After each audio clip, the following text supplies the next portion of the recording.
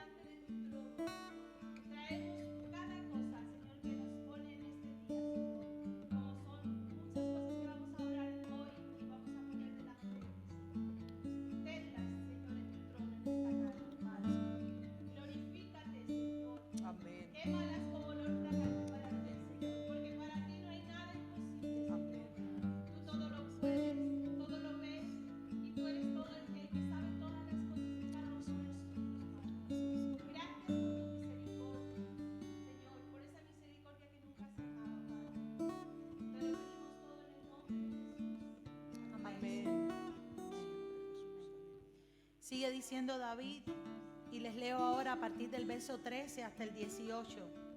Porque tú formaste mis entrañas, tú me hiciste en el vientre de mi madre.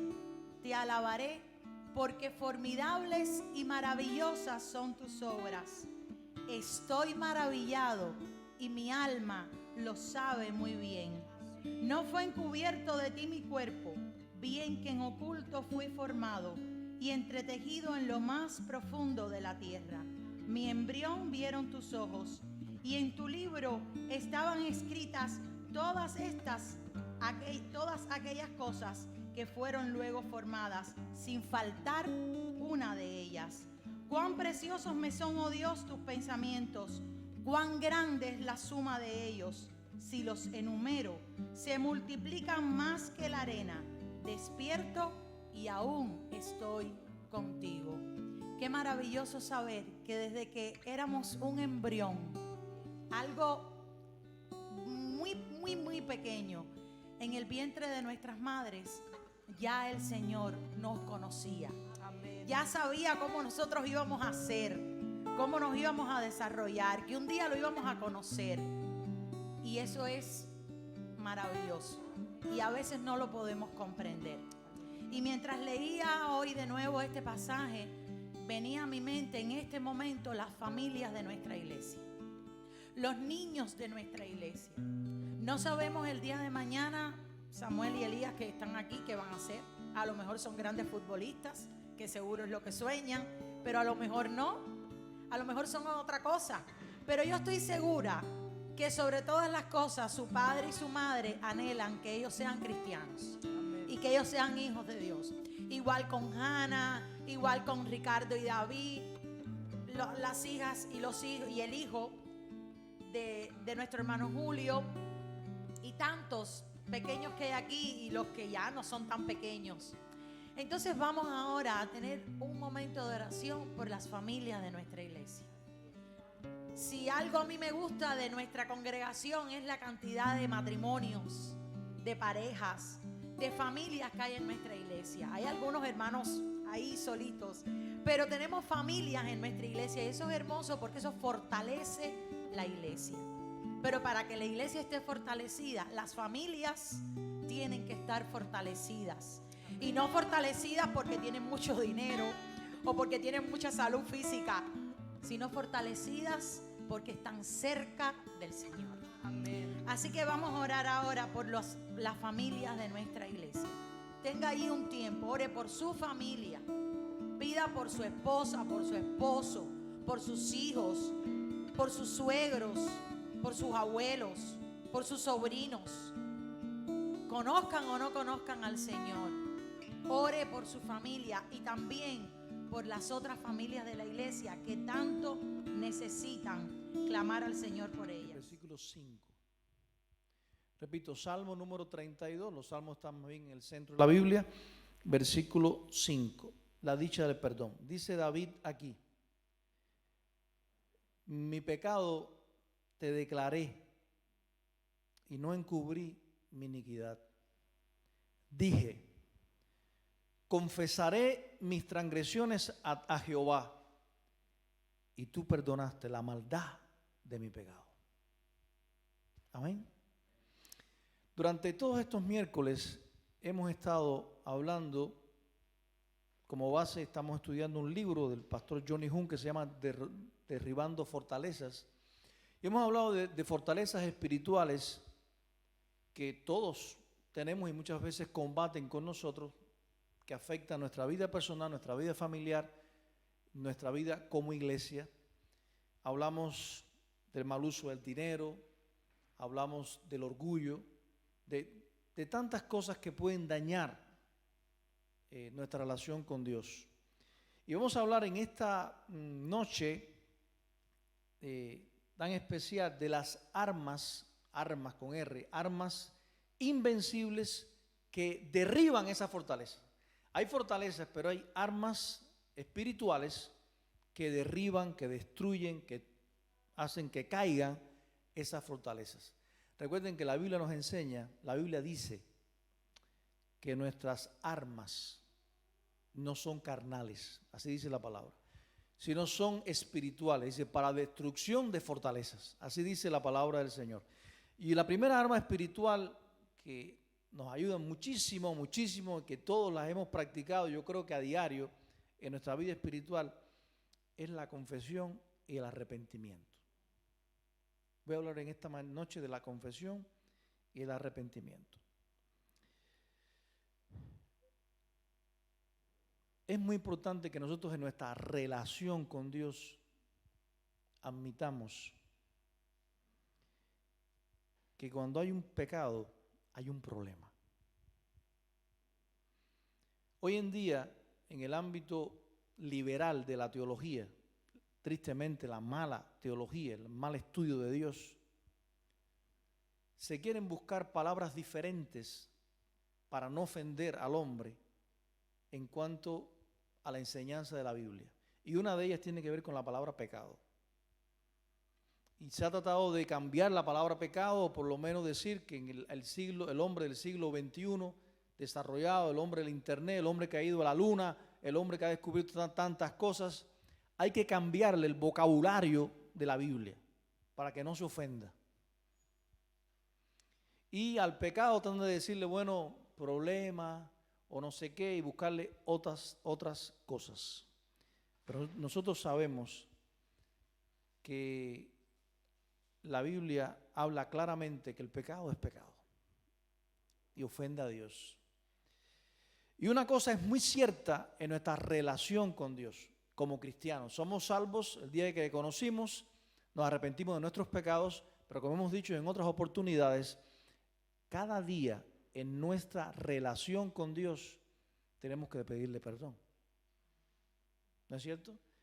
Y muchas cosas que pensamos, que decimos, que hacemos, o no solamente que hacemos, sino que dejamos de hacer. Usted está consciente que existe el pecado de omisión, que es que lo bueno que yo sé que es bueno y no lo hago también es pecado. Usted lo sabe, ¿no es verdad? Eso es el pecado de omisión. Cuando yo sé que algo es bueno y no lo hago, también estoy pecando. Por eso, por cuanto todos pecamos. Ahora, una cosa es cierta. Nada cambiará en nuestra relación con Dios a menos que decidamos admitir que el pecado es un problema espiritual. Y que haya un cambio radical en nuestra conducta. La Biblia se refiere a este proceso como confesión y arrepentimiento. Le digo a Dios, le expreso a Dios lo que Él ya sabe, pero soy sincero con Dios y dice, Señor, he pecado, necesito esto, o estoy sintiendo algo que no te agrada, o estoy mirando, yendo o no yendo, estoy haciendo cosas y estoy reuniéndome con personas que no te agradan.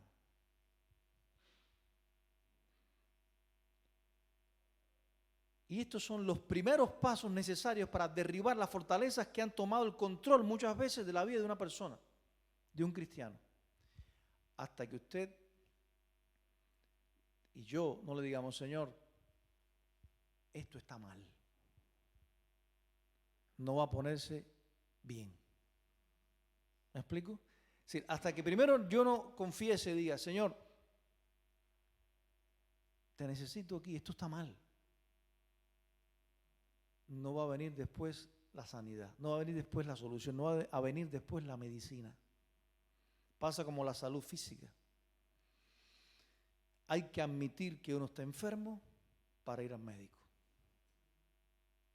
Espiritualmente hay que decirle a Dios, Dios, soy tu hijo, pero mientras camino por este mundo, en este peregrinaje, en esta tierra, te necesito y fallo y muchas veces caigo y necesito mucho, mucho de tu gracia.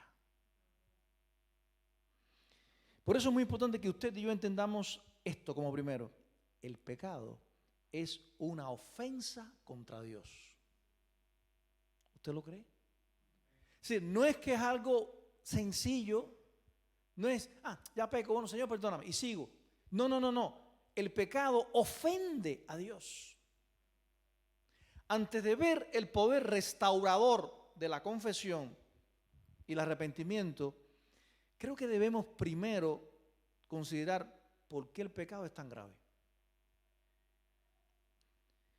¿Por qué es tan importante que nos neguemos a tolerar el fracaso en nuestra lucha contra el pecado? Y recuerde esto que le voy a decir, que usted lo sabe, pero quiero recordarle. No se conforme.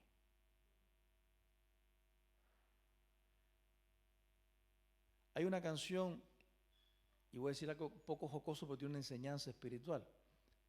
Hay una canción de un cantante que ya falleció, creo, que se llama José José. Una canción de un cantante que no es cristiano, ya falleció, tuvo un testimonio, con el alcohol, tantas cosas. Bueno, pero José José canta muy bonito, le decían el príncipe, no sé qué, no recuerdo ahora. Pero José José tenía una canción que no era, y decía de esta manera. Él decía, soy así, así nací y así me moriré. Eso no cabe en el ámbito nuestro cuando yo conozco al Señor. Cuando yo conozco al Señor no puedo justificar por qué peco. O no puedo culpar a otros, o a mi esposa, a mi esposo, a mis circunstancias, a la iglesia, al liderazgo, al otro. Yo estoy así por culpa de. No. Es mi problema, está en mí. Amén. Sí, Señor, yo no hago nada con autojustificarme y tal vez apagarme la conciencia diciendo la culpa de que yo esté así es que no me ayudaron, es que no me visitaron, es que no, y culpo tal vez a tantas cosas que puedo hacerlo.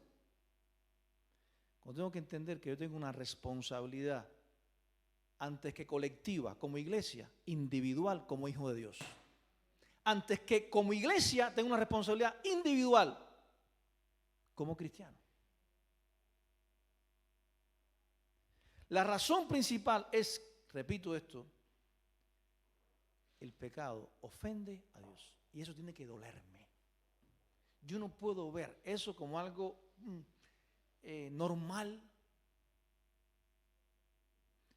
Muchos, toda la vida, toda la historia, de todo lo que vivamos en nuestra peregrinaje en esta vida, tenemos que luchar con nuestra actitud frente al pecado. Porque por naturaleza estamos más centrados, y esto es lo que ojalá quiero que se les quede esta idea. Muchas veces estamos centrados en nosotros mismos, más en nosotros mismos que en Dios. Quiero ponerle un ejemplo. Es decir, yo peco y digo, me puedo enfermar, ¿por qué hice esto? O pequé y digo, si me ve no sé quién, fulano, y entonces me centro en mi orgullo, en lo que otros van a pensar, en lo que otros me ven. No sé si me explico. Y cuando yo peco, lo que tengo que decir, le he fallado a mi Dios. Y yo he ofendido a Dios, más que centrarme en mí, tengo que centrarme en Dios. Estamos más preocupados por nuestra victoria sobre el pecado que porque nuestro pecado aflige el corazón de Dios. Quiero vencer. ¿Y por qué quieres vencer? ¿Por qué queremos vencer sobre el pecado? Dos cosas.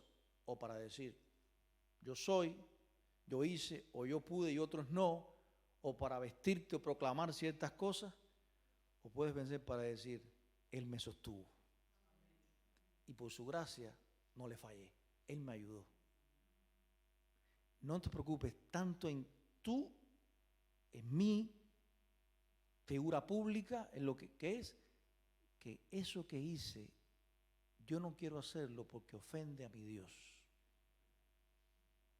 ¿Me explico, hermanos? Esa perspectiva centrada en sí mismos, no en Dios, solo nos prepara para una caída más adelante. Hay un pasaje en la Biblia que para algunos, y entiendo, y muchas veces leemos, dice, ¿por qué David dijo en el Salmo 51? Recuerden el Salmo 51. David dijo, David pecó adulteró, cayó en pecado, fornicó con Bersabé, después mandó a Urías Eteo, el esposo, adelante en la lucha, en la guerra, para que lo mataran. Recuerdan la historia, todo eso. Sin embargo, cuando David ora en el Salmo 51, él dice, Dios, contra ti solo he pecado y he hecho lo malo delante de tus ojos para que sea reconocido justo en tu palabra. ¿Por qué David dijo contra ti? Nada más. Solo. ¿Por qué no menciona a Urías y a Bersabé y a los demás? Y algunos se hacen esta pregunta, ¿me podría explicar esto? ¿Cómo podría decir David que solo había pecado contra Dios cuando había tramado un plan para que Urías muriera? Además había cometido adulterio con Bersabé, había pecado contra ellos dos. Ahora escuchen esto, Bersabé nunca decretó una ley que dijera que es pecado cometer adulterio. ¿Quién fue el que lo decretó? Dios. No leo en mi Biblia que Urías dijera que el asesino o el asesinato es un pecado. ¿Quién fue el que lo dijo? Dios. Dios dijo que el asesinato es un pecado. Dios llamó al adulterio pecado. Y cada vez que pecas es una ofensa contra Dios. ¿Me explico? Ofende a otros, daña a otros, pero quien instauró la ley, quien decretó eso, quien lo dijo que no se debe hacer es Dios. Por eso es contra Él. Puedes involucrar a alguien más, herimos a otras personas, pero el verdadero pecado siempre es contra Dios. Hago un paréntesis. ¿Es cierto que tiene consecuencias? Que ese es un error que ojalá, y tengo que decirlo, mi responsabilidad como pastor y como líder decirlo. Y yo sé que ustedes lo saben, no estoy diciendo nada nuevo. Miren, que el enemigo no te diga cuando yo estoy haciendo algo malo, ese es mi problema. Y el que estoy pecando soy yo y las consecuencias son para mí. No. Porque esto es como una onda, como tú tiras una piedra en el río. Cuando usted o yo deliberadamente, no espero que un cristiano peque deliberadamente, pero bueno, cuando caiga en pecado, usted ofenda a Dios, pero las consecuencias las va a sufrir su esposa o su esposo. ¿Sí o no? Sus hijos. El testimonio de su iglesia se daña. O sea, no es su vida. Yo tengo que vivir de tal manera porque también mi vida tiene que ver con la relación con otros, con la comunidad cristiana, y sí afecta el testimonio de mi iglesia. Por eso, Señor, primero por mí, porque te ofende, porque tú eres santo, pero también que siempre tengamos en mente eso. Lo que yo haga también daña a otros. No es mi problema, como dice, no, este es mi problema. No. Es que eso también, de alguna manera, salpica a otros. Y eso por eso tenemos que guardar nuestra relación con Dios. Hasta que no comprendamos que nuestro pecado ofende a Dios, que este es el verdadero problema, nunca obtendremos la victoria sobre el pecado. No te centres en ti y le dices lo que va a pasar. Y ahora si voy a tener esto, no voy a tener. No, es Dios. Un comentarista dijo, William Plumer, todo pecado se comete contra Dios. En el siguiente sentido, ¿es la ley de Dios la que se quebranta? ¿Es su autoridad la que se menosprecia? ¿Es su dominio la que se desecha? Faraón y Balaán, Saúl, Judas Iscariote, todos ellos dijeron, he pecado. Pero el hijo pródigo volvió y dijo, he pecado contra el cielo y contra ti. Y David exclamó, contra ti, solo he pecado. Hay quienes sienten remordimiento por sus acciones, pero su remordimiento no los ayuda a cambiar. Remordimiento no significa siempre o no significa arrepentimiento y ay, perdón. Usted puede decir remordimiento, ay, me siento mal por lo que hice, y seguir. ¿Usted se acuerda del faraón? Cada vez que venía una plaga, de las plagas de Egipto, ¿se acuerda? Cuando la plaga estaba atacando allí, o las ranas, o los piojos, o la sangre, las plagas, ¿qué decía después? Ok, Moisés, dile a Dios que sí, que yo voy a dejar de salir al pueblo.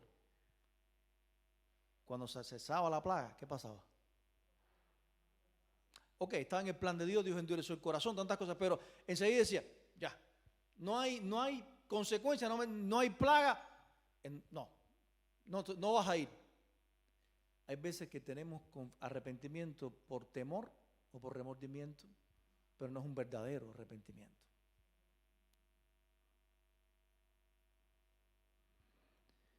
Después hay quienes como David sienten remordimiento por su pecado y lo ven como una ofensa contra Dios. Así que la primera idea es esta: el pecado ofende a Dios. Segundo, la confesión. ¿Qué es confesar? Es declarar lo que Dios dice.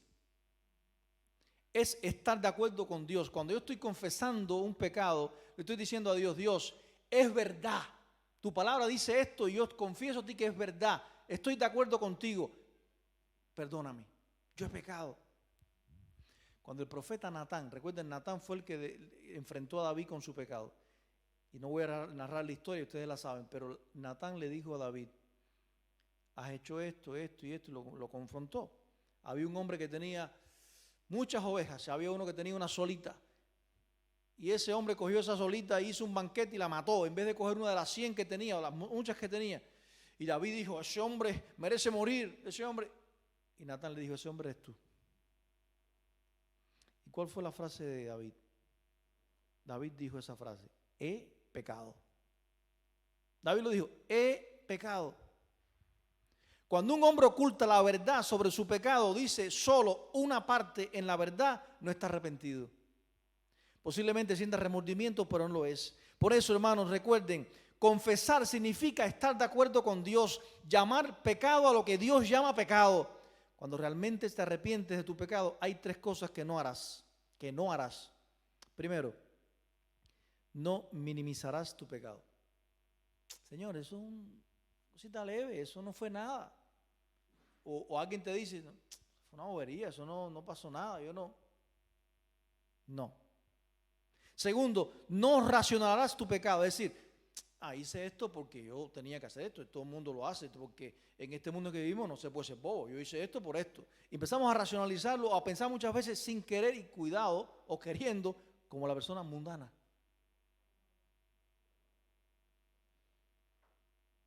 Tercero, no generalizas tu pecado. Hecho, confesarás explícita y específicamente lo que has hecho.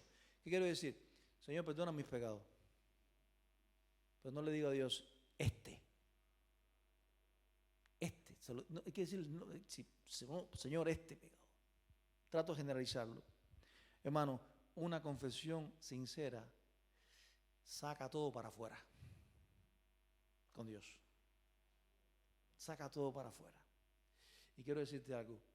Y yo sé que todos los cristianos lo hemos experimentado.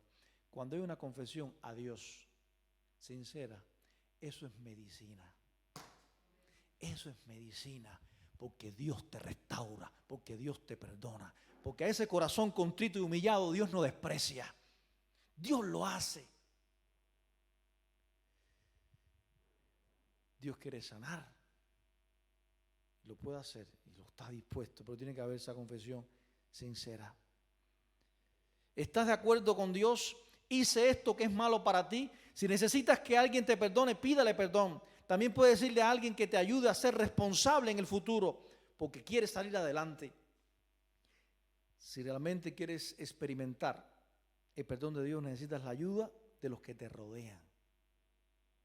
Eso es importante. Miren, el pecado se confiesa solo a Dios. Eso es cierto. Pero en Santiago, la Biblia dice, confesaos vuestras ofensas los unos a los otros.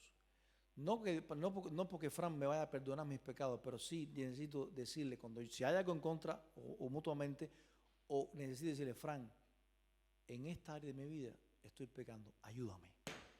Eso hace falta. Pero muchas veces ponemos una coraza y nos creemos que no, y no puedo decirle a nadie, yo soy mejor, o qué dirá, o que no. Y puede pasarnos en todas las esferas de liderazgo y de iglesia. Es importante también tener a alguien cristiano, confiable, en el cual yo pueda decirle, a cualquiera puedo llamarte porque yo sé que tú vas a decirme, no lo que yo quiero oír, sino que Dios te va a decir que me digas. Eso hace falta. Que te va a confrontar y también va a estar a tu lado, arriba. Vamos a apoyarte. Oye, deja esto. Cuidado, aquí estoy. Y va a ser, eso es importante, confidente contigo. Es decir, no va a publicar tu falta. Un cristiano, cuando alguien le confiese si es hijo de Dios, es entre esa persona y él. Eso es bíblico.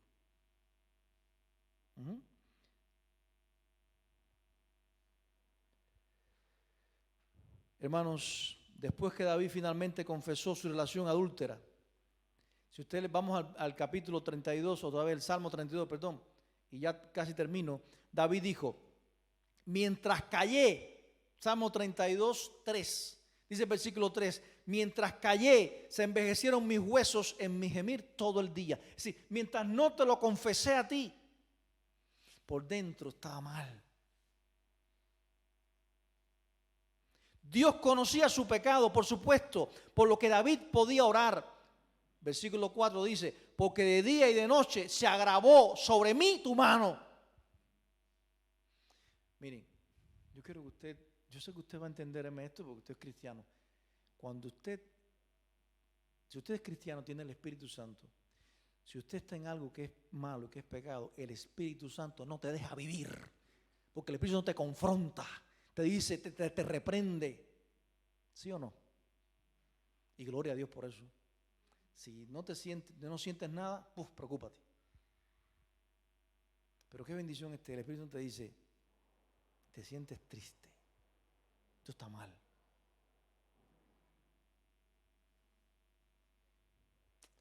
David escribió, se volvió mi verdor, versículo 4, en sequedad.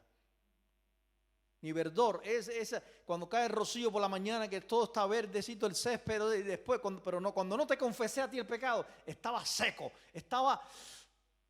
no estaba floreciendo.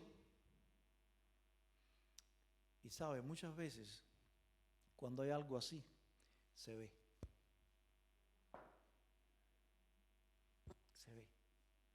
Porque David dice que perdió el gozo de la salvación.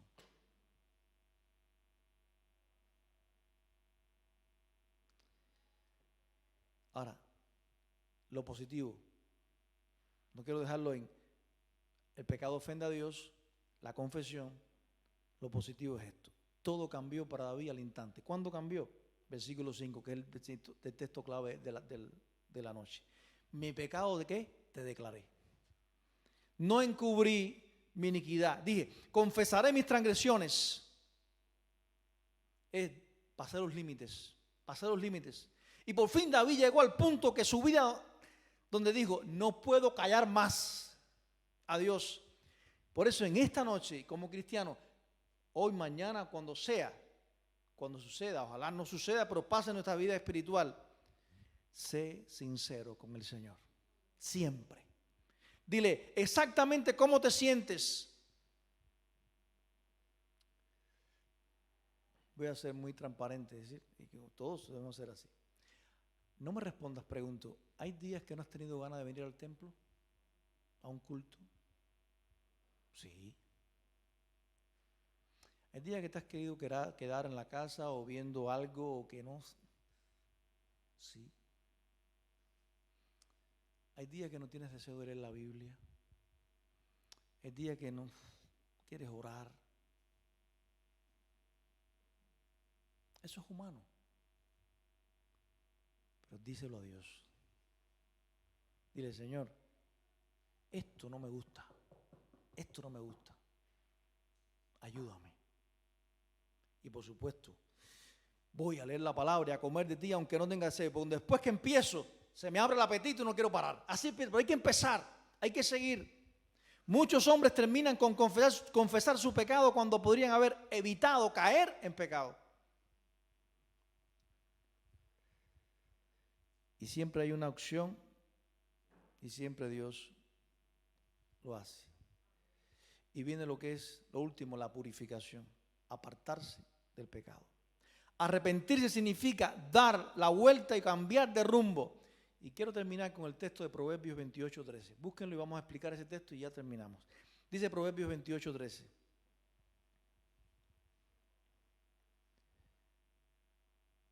El que encubre su pecado no prosperará. Proverbios 28:13. Mas el que lo confiesa y se aparta, alcanzará misericordia. Si quieres la misericordia de Dios, tenemos que rechazar el pecado. Ahí hay dos palabras claves. Confiesa y ¿qué? Y se aparta. No es decirle, Dios es verdad y sigo en lo mismo. No, es confiesa y se aparta. Cuando un hombre se arrepiente genuinamente, su vida dará testimonio público, manifiesto de su arrepentimiento, y el tiempo lo dirá.